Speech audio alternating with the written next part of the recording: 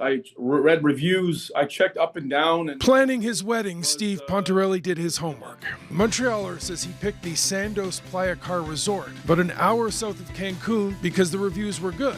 He invited close to 100 friends and family. Well, disaster struck during the ceremony. Pontarelli says he looked around and realized his guests were disappearing. People are running off because they're throwing up in the bushes, and they're running to their rooms because they have to go to the bathroom, and it's just out of control. What followed, he says, were days of diarrhea and vomiting for about 80 of the 90 people he'd invited. In fact, even a week later, now at home, some guests are still suffering.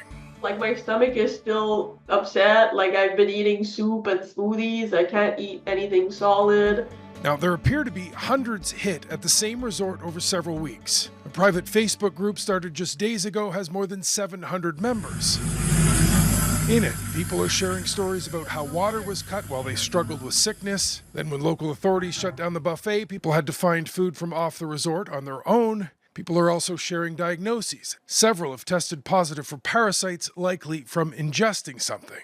In a statement to Global News, a spokesperson claims other resorts were affected as well and says, quote, no additional guests have shown symptoms since the initial wave of reports, and that after review, they found no evidence of contamination.